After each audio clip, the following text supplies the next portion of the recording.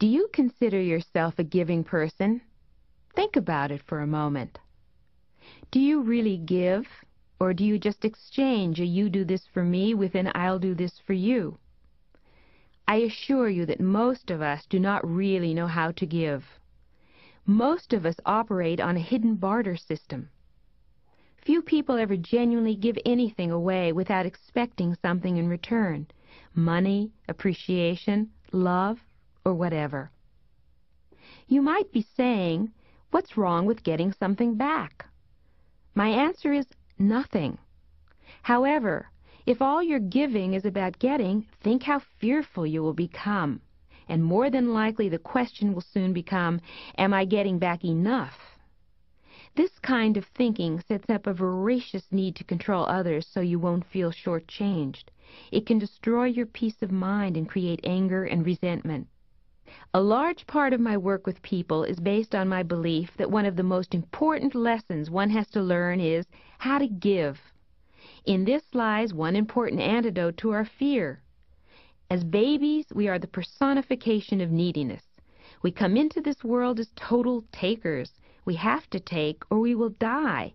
Our survival is tied up with the world nurturing us. As the years pass, we function as more and more independent beings, able to take care of ourselves, or so it appears. Yet there seems to be a part of us that never progresses much beyond the crib. Metaphorically, we remain frightened that no one will come to relieve our hunger. When we are fearful, we can't genuinely give. We are imbued with a deep-seated sense of scarcity in the world, as if there weren't enough to go around. Not enough love, not enough money, not enough praise, not enough attention, simply not enough. So how do we begin a program of giving? What is it that we have to learn to give away? You can begin by giving away thanks. Start by thinking about the people presently in your life and significant ones from your past. Put each of their names on a separate sheet of paper, then list what each of them has contributed to you in their own special way. Even if they have brought you pain and you dislike them intensely, list any contribution they've made to your life. Be creative, you'll always find something. Once you have listed all the gifts from various people in your life, systematically go about thanking them. Even if they are not alive, give them a mental or written thank you. If it is someone you haven't seen or heard from in a while, surprise them with a call or a letter, simply acknowledging them for what they have contributed to your life. You will be amazed at the pleasure you will get and give from doing this. For some in our lives, such as ex-husbands and ex-friends or bosses, alienated parents or children, this can be especially difficult. If this is so for you, it is time to seek out ways of ridding yourself of anger and pain which you carry from the past into your present relationships. Anger is poisonous to your life and creates a huge amount of fear in very subtle ways. When you can actually drop your anger and begin to thank those who, while they have caused you upset, have also made some contribution to your life, you will have come a long way in becoming free of fear. If this seems difficult for you right now, start in casual situations such as with the people at work. Thank you for that. I appreciate that. Thank you, thank you, thank you. Start getting those words in your consciousness about everyone around you. Start giving it away instead of waiting for it to come to you. What else can we learn to give away? Give away information. So much of what we learn in life comes to us with great difficulty, and we have the tendency to want to see others struggle as much as we have. Turn this around and begin giving others as much help as you can possibly give them. Professionally, this can be very difficult. Again, the giving has to be done with no expectation of return. More likely than not, however, the return will be enormous. And if someone does use information you've given them to hurt you in some way, remember, you'll handle it.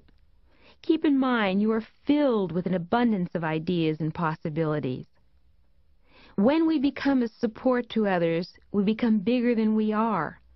Also, when people use what they have learned from us, our effect in this world is magnified. Like a pebble creating ripples in the water, we become a source of all good things. Give away time. Listen to a friend's problem. Get involved in something bigger than yourself. Volunteer. Read a book to a child. Sharing time with others takes you out of yourself and helps you operate from a different part of your being, the part that is loving, nurturing, and abundant. Give away money. Money is a huge confrontation for most of us. The answer to an obsession about money lies in loosening up and letting go. Within reason, begin to give it away, with the trust that you will always find a way to have whatever you need. Give away love. As far as I'm concerned, everything I've mentioned is about giving away love. But there are other ingredients in loving. For example, when we let someone be who they are without trying to change them, that is giving away love. When we trust that someone can handle their own life and act accordingly, that is giving away love. When we let go and allow others to learn and grow without feeling our existence is threatened, that is giving away love. But how many relationships do you know that look like that? We've talked about giving away things, information, time, and love. I'm sure you can think of other things to add to the list, but you get the idea. Giving is about outflow. It is about letting go of the crouched, withholding person and standing tall with outstretched arms. When we really feel this sense of abundance, we truly understand the saying, "My cup runneth over." Whether you presently believe it or not, your life is already abundant. You just haven't noticed it. One way to increase your awareness is through what I have coined the Book of Abundance.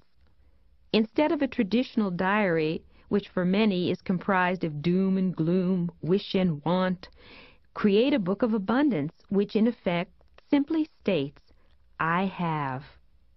Every night before you go to bed, list 50 things that day that you have to be grateful for.